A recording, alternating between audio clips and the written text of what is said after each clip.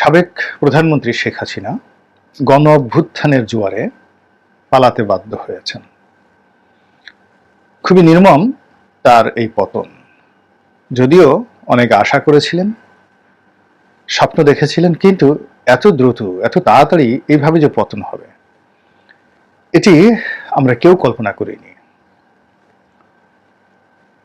আমি মাস 6 আগে একবার বলেছিলাম যে পচা শামুকে আওয়ামী লীগের পা কাটবে, শেখ হাসিনার পা কাটবে এবং পতন হবে। আবার একই কথা যখন এই ছাত্র আন্দোলন শুরু হলো, তখনও কিন্তু আমি বলেছিলাম যে এই পচা শামুকে পা কাটবে। এর কারণ হলো ছাত্র আন্দোলনটি প্রাথমিকভাবে একেবারে সাদা মাটা একটা আন্দোলন ছিল, এবং তার সঙ্গে শিক্ষকদের যে আন্দোলন, তো সেই আন্দোলনে কোনো সহিংসতা ছিল না, শেখ হাসিনার প্রতি অবাধ্যতা ছিল না। সবাই তাকে প্রধানমন্ত্রী মেনে তারই কাছে আবেদন করছিল, নিবেদন করছিলেন। তো তিনি এটাকে নিয়ে খেলছিলেন, তুচ্ছ করছিলেন, তাচ্ছিল্য করছিলেন এবং খেলছিলেন যে ঠিক আছে, এদের দাবি তো মেনে নেওয়া যাবে বা এদেরকে যে কোনো সময় চাইলে উঠিয়ে দেওয়া যাবে। তো রাজপথ একটু গরম থাকুক, পশ্চিমারা দেখুক যে বাংলাদেশে গণতন্ত্র আছে। জাস্ট আমার কাছে মনে হচ্ছে ঠিক উনি এইরকম একটা ভাবনা থেকে এখানে সময় নিচ্ছিলেন। দ্বিতীয়ত, যখন তিনি দেখলেন যে পরিস্থিতি নিয়ন্ত্রণের বাইরে চলে গেল, তখন তিনি যাদেরকে দায়িত্ব দিলেন এই বিষয়টি নিষ্পত্তির জন্য, আনিসুল হক এবং মোহাম্মদ আরাফাত, এই দুজন মানুষের পলিটিক্যাল যে চরিত্র বা যোগ্যতা, এটি কোনো অবস্থাতেই কাঙ্ক্ষিত মানের ছিল না। তারা উভয়ই শেখ হাসিনার নিকট যত জনপ্রিয় ছিলেন, শেখ হাসিনার বাইরে সাধারণ জনমানুষের নিকট ততই অজনপ্রিয়। তারা উভয়ই লোভী এবং বিবেক বুদ্ধি বর্জিত মানুষ হিসেবে সমাজে প্রতিষ্ঠিত হয়েছিলেন। তো এই দুজন মানুষকে যখন এই বিষয়টি নিষ্পত্তি করতে দেওয়া হলো, তখন এটি হিতে বিপরীত হয়ে গেল। আবার পরবর্তীতে স্বরাষ্ট্রমন্ত্রী আসাদুজ্জামান খান কামাল বা হারুন অ্যান্ড গং, ডিবি হারুন অ্যান্ড গং, যখন এই বিষয়টিকে নিয়ে হ্যান্ডেল করলো, তখন পুরো পরিস্থিতি আর কারো হাতে রইল না, আকাশে চলে গেল, আসমানে চলে গেল। এবং আমি বহু বছর ধরে বলি এই কথা যে দুনিয়ার বিচার সবসময় নিরাপদ এবং এখানে সংশোধন হওয়ার সুযোগ থাকে এবং তুলনামূলকভাবে কম ক্ষয়ক্ষতিকর। কিন্তু আসমানি গজব যখন আল্লাহ রাব্বুল আলামিন কোথাও ব্যক্তির উপরে বা দেশের উপর নাজিল করেন, ওটির তীব্রতা, ভয়াবহতা এত বেশি, কেউ বাদ যায় না। বনের পশু পাখি থেকে শুরু করে পুরো জমিন, পুরো প্রকৃতি এবং পরিবেশ তছনছ হয়ে যায়। সেটা ঝড় বলেন, বন্যা বলেন, ভূমিকম্প বলেন, যা কিছু বলেন, রাজনৈতিক বিপর্যয় বলেন। তো এখন এই যে শেখ হাসিনার উপর যে খোদাই গজব নাজিল হয়ে গেল, তার ফলে কি হলো দেখুন, কেবলমাত্র আওয়ামী লীগের লোক যে ক্ষতিগ্রস্ত হয়েছে তা নয়, সাধারণ মানুষের জীবন এখন দুর্বিষহ হয়ে পড়েছে। বিএনপি ক্ষতিগ্রস্ত হয়েছে, জামাত ক্ষতিগ্রস্ত হয়েছে, এমনকি ডক্টর মোহাম্মদ ইউনূস সাহেব এবং তার যারা সঙ্গী সাথী আছেন তারাও ক্ষতিগ্রস্ত হয়েছেন। কতটা ক্ষতিগ্রস্ত হয়েছেন সময় আসলেই আমরা সবাই দেখতে পাবো। আমরা সবাই ক্ষতিগ্রস্ত হয়েছি। তো যার জন্য আসলে প্রত্যেকটা মানুষেরই আল্লাহর কাছে পানাহা চাওয়া উচিত যে আল্লাহ, তুমি এই দুনিয়ার মধ্যেই মানুষ দ্বারা মানুষের সংশোধনের ব্যবস্থা করে দাও।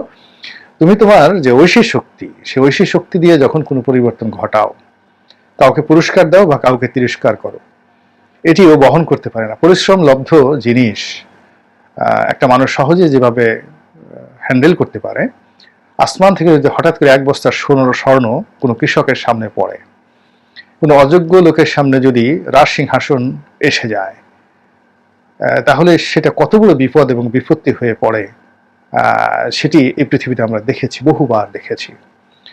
তো যা হোক, যেটা বলছিলাম যে শেখ হাসিনার কেন পতন হলো, কিভাবে পতন হলো, এগুলি নিয়ে অনেক কথা বলা যাবে, অনেক মহাকাব্য রচিত হবে। তো তার মধ্যে আমি আজকের এই ভিডিওতে তার যে আঞ্চলিকতা, গোপালগঞ্জ প্রীতি, এই গোপালগঞ্জ প্রীতির যে 7টি কারণ, 7 রিজন, এর ফলে তার পতনটা কিভাবে হয়েছে, এটা ধারাবাহিকভাবে বর্ণনা করব। প্রথম তার যে গোপালী পচা শামুক, যেটাকে আমি বলছি, গোপালী পচা শামুক বলতে আমি যেটা বোঝাচ্ছি যে গোপালগঞ্জের অনেক অনেক বিষয়গুলো তিনি সামনে নিয়ে এসেছেন, যেগুলো জীবন্ত শামুক নয়, রীতিমতো মৃত শামুক, পচা শামুক, অনুল্লেখ্য এই জিনিসগুলোকে তিনি সামনে নিয়ে এসেছেন। এর প্রথম হলো তার অযোগ্য আত্মীয় স্বজন, বন্ধু বান্ধব, শুভানুধ্যায়ী, যাদের বাড়ি গোপালগঞ্জ বা গোপালগঞ্জের সঙ্গে যাদের আত্মীয়তার বন্ধন রয়েছে, এই মানুষদেরকে তিনি শর্তহীনভাবে গত 15 বছর ধরে যে সুযোগ দিয়েছেন, সুবিধা দিয়েছেন, রাজনীতিতে, অর্থনীতিতে, সব জায়গাতে, এটি তার জীবনে সবচেয়ে বড় বিপর্যয় ঘটিয়েছে।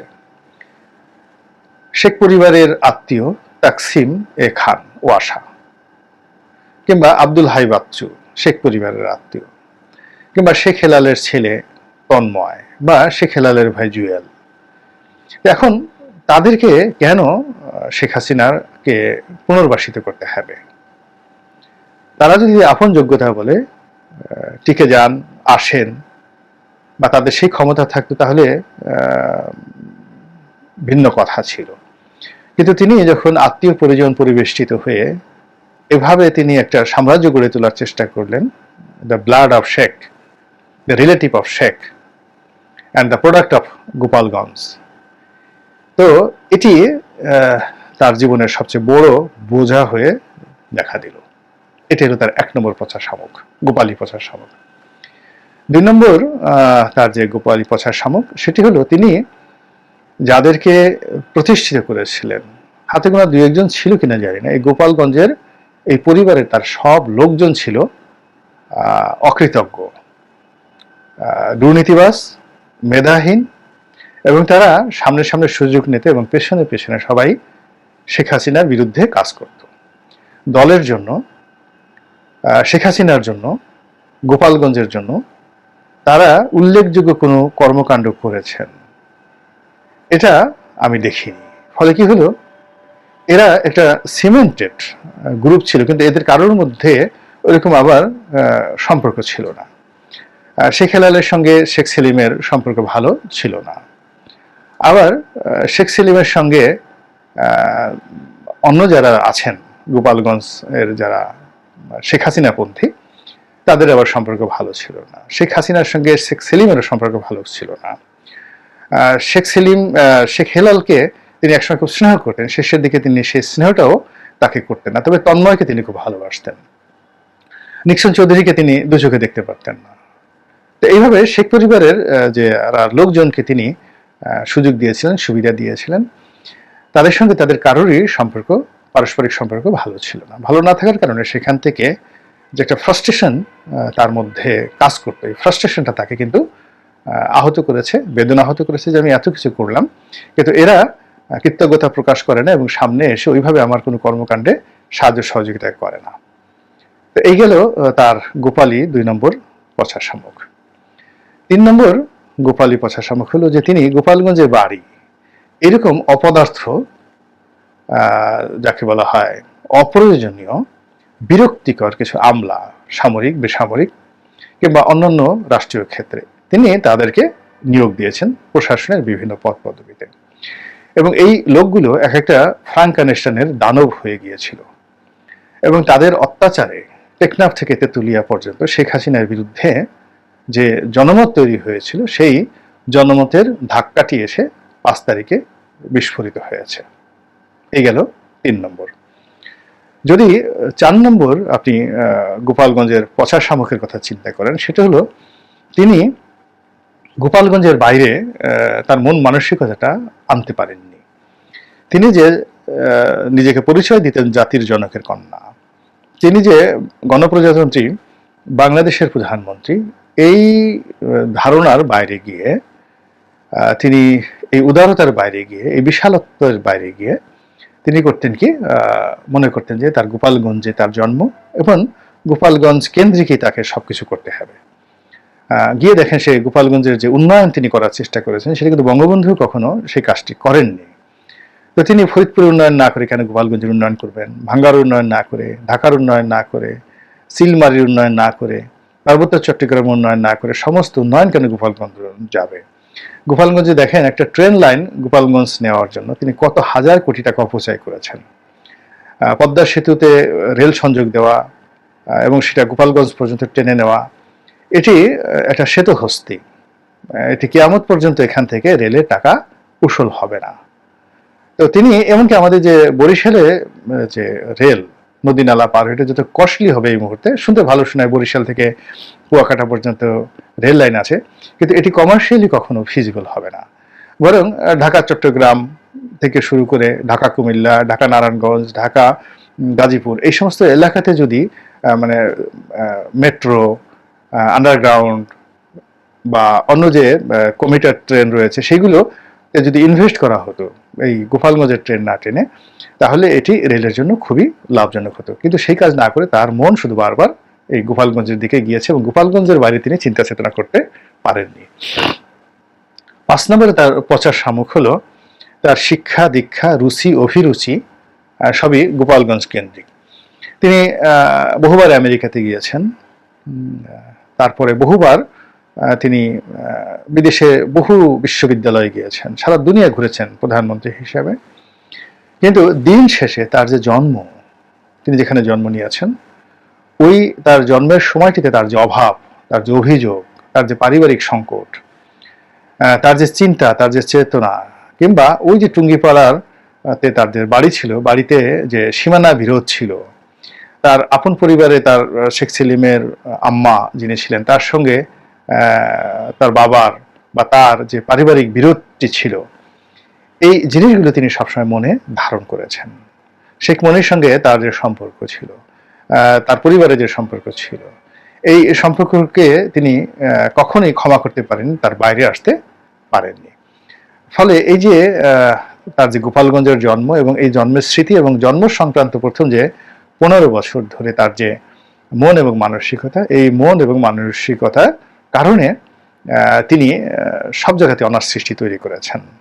তার আচরণ, তার ব্যক্তিত্ব, তার খোটা, সব সময় এই যে মানুষজন তাকে ঠাট্টা করে বলতো গোপালী, কিংবা ঠাট্টা করে বলতো গোপালগঞ্জের পাট খেতে তার নানা রকম বিভিন্ন রকম বিশ্রী কথাবার্তা, এগুলো তিনি ইচ্ছে করলেই অ্যাভয়েড করতে পারতেন যদি তিনি সারা বাংলাদেশের অভিসংবাদিত আওয়ামী লীগের নেত্রী হতেন।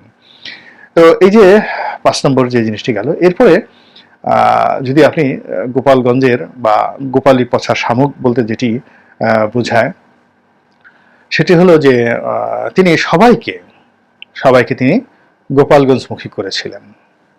অর্থাৎ সেখানে বঙ্গবন্ধুর মাজার বলেন বা কবর বলেন, সেই কবর জিয়ারত করতে হবে, সেখানে গিয়ে মিলাদ পড়তে হবে, সেখানে গিয়ে গরু জবাইকে উৎসব করতে হবে, কোনো পদ পদবি প্রমোশন পেলে গোপালগঞ্জ যেতে হবে, এবং এটাকে এক ধরনের যাকে বলা হয় কি বলবো একটা পুণ্যের কাজ হিসেবে তিনি এটাকে প্রতিষ্ঠিত করার চেষ্টা করেছিলেন।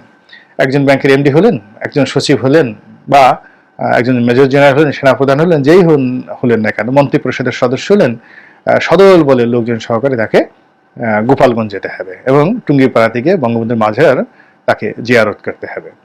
তো এই কাজগুলো দৃষ্টিকটু হয়ে পড়েছিল অনেকের কাছে, যেটি উনি কল্পনা করেন কিনা বা উনি বুঝতে পারেন কিনা, এই কথাগুলো শুধুমাত্র আমি যে বলছি তার জন্য নয়, আগামী দিনে যারা আওয়ামী লীগ করবেন তাদের জন্য, আর যারা আওয়ামী লীগের সাবস্টিটিউট হবেন তারা যদি ভবিষ্যতে আবার ঠিক শেখ হাসিনার যে ভুল এবং ভ্রান্তিগুলো রয়েছে, সেই ভুল এবং ভ্রান্তিগুলোকে তারা যদি অনুসরণ করে, তাহলে শেখ হাসিনার পরিণতি তাদেরকে ভোগ করতে হবে। এবং সবার শেষে যেটা গোপালগঞ্জের যে পচা শামুক, সেই পচা শামুকের সর্বশেষটি হলো যে তিনি তার যে ভবিষ্যৎ চিন্তা, সেই ঢাকা রাজধানী থেকে শুরু করে সমস্ত গুরুত্বপূর্ণ বিষয়গুলো তিনি পদ্মার ওপারে নিয়ে যেতে চেয়েছিলেন, গোপালগঞ্জ কেন্দ্রিক করতে চেয়েছিলেন। এমনকি এয়ারপোর্ট, অর্থাৎ পদ্মার ওপারে তিনি এয়ারপোর্ট করার জন্য তার মাস্টার প্ল্যান ছিল। এমনকি যদি পদ্মার ওপারে টঙ্গিপাড়াতে তিনি বাংলাদেশের রাজধানী নিয়ে যেতেন, এটাও কিন্তু অস্বাভাবিক কোনো বিষয় ছিল না। এবং তিনি পুরো গোপালগঞ্জকে একটি মানে পুণ্যভূমি, একটি বরকতময় এলাকা হিসেবে প্রতিষ্ঠিত করার জন্য তিনি এই কথাটা বলেননি, কিন্তু যদি তার সেই 2041 সনের যে ভিশনটা ছিল এই সময়টি পর্যন্ত তিনি ক্ষমতায় থাকতেন, তাহলে এই সেক্রেটারিয়েট, সচিবালয়, অনেক কিছুই আপনি পদ্মার উপরে শিবচর, ভাঙ্গা, ফরিদপুর এই সমস্ত এলাকাতে দেখতে পেতেন। এবং এই যে তার যে এই চিন্তা, এই চিন্তার কারণেই তার অনেক বিনাশ সাধন হয়েছে। তার ব্যক্তিত্বের রাজস্বিকতা লোপ পেয়েছে, তার চিন্তা এবং চেতনার উদারতা সংকীর্ণতায় পৌঁছে গিয়েছে, এবং তার যে আন্তর্জাতিকতা, যাকে ইউনিভার্সাল পার্সোনালিটি যেটা থাকবে, এটি একেবারে টুঙ্গিপাড়ার সেই গ্রামে গিয়ে পৌঁছে গিয়েছে।